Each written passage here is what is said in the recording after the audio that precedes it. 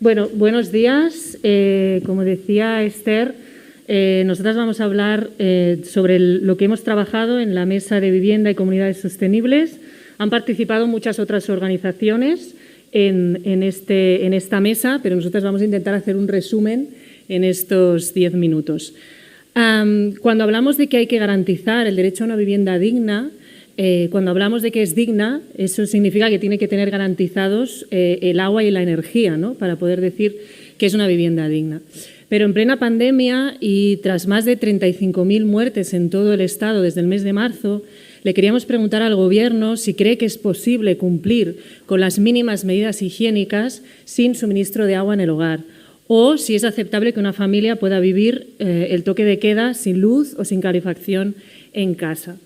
Y es que la situación que estamos viviendo actualmente ha puesto sobre la mesa todavía más claramente que agua y energía son esenciales para la vida y para el bienestar de toda la población y especialmente para aquellos colectivos más vulnerables. Por eso planteamos medidas a corto y largo plazo para garantizar el acceso a estos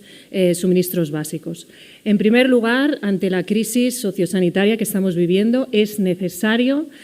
recuperar de manera urgente la moratoria de cortes que se implementó el mes de marzo y que no está en vigor desde el 1 de octubre. Y además hay que recuperarla de manera indefinida hasta que no se produzca un cambio legislativo que realmente recoja una protección real contra los cortes, porque la que tenemos actualmente no es en absoluto suficiente. Y además, si esta medida no se toma en las próximas semanas, vamos a ver una oleada de cortes sin precedentes en el Estado español que va a dejar a miles de familias sin agua, sin luz en sus hogares.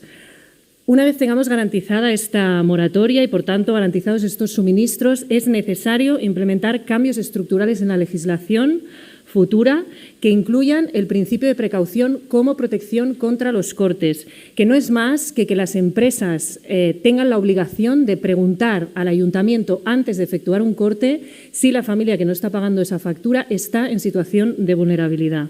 Además, esa medida tiene que ir acompañada de una tarifa social en función de los ingresos de la persona o la unidad familiar asumida por las grandes empresas, porque el bono social eléctrico, el bono social térmico no son suficientes y no protegen a toda la población en situación de pobreza energética. También hay que revisar la definición de consumidor vulnerable, hay que ampliar los baremos de renta, porque los que hay actualmente dejan a muchísima gente fuera.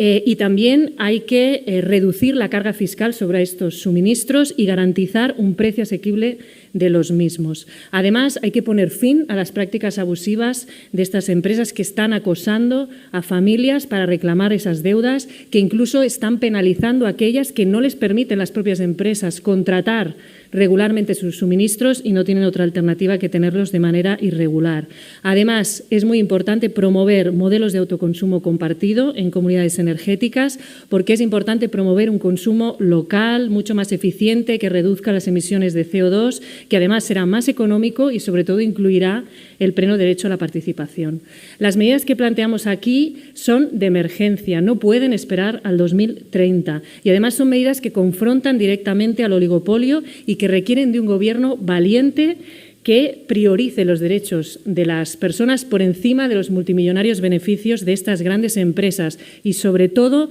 que cambie las dinámicas de las últimas décadas de pleitesía de los gobiernos de diferentes colores hacia estas compañías. Por eso, y para acabar,